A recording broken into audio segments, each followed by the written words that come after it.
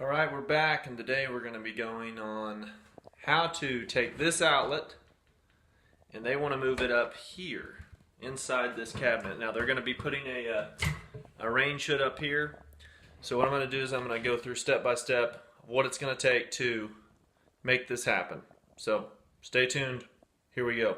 Okay, so here's what we need to do first. We got to figure out which side of the stud is this box on. So to do that, we got a stud finder here. I'll take it. Okay, there we go. So it's on the left side. So I'm going to take tape measure. I'm going to measure over because I got this cabinet right there. I can kind of get an idea of where I'm at.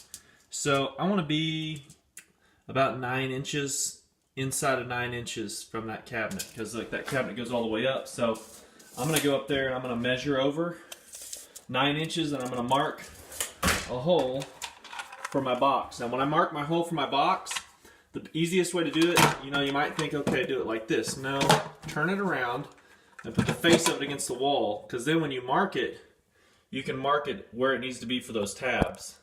So, alright, I'm going to do that and then step right back into the video. Okay, so I got this box hole marked. I used a level to make sure I get the sides and everything just right.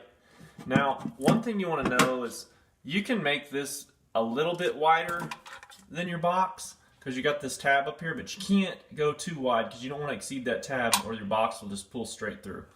So I'm going to go ahead and cut that out. Okay, when you're cutting your hole out, make sure you cut horizontal first, because that way if you're cutting through and you hit a stud, you can remark your lines. Because if you try to cut up and down and you hit the stud, your lines, you're done. Like you made a big mess. But if you can go horizontal first, you'll know if you hit a stud, and that'll just allow you to redraw your lines. So I'm gonna cut it out now. Okay, so the hole's cut now.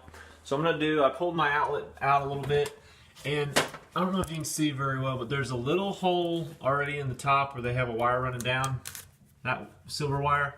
So I'm gonna try to push up and see if I can catch the wire in our hole up top.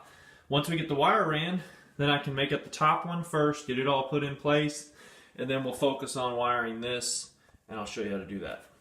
Got the wire through the box. See the little tab right there? That's what's going to hold this box in place in the wall. So we're just going to take it, we're going to push it. Now you want to make sure this little screw is pushed down all the way on both these. Okay.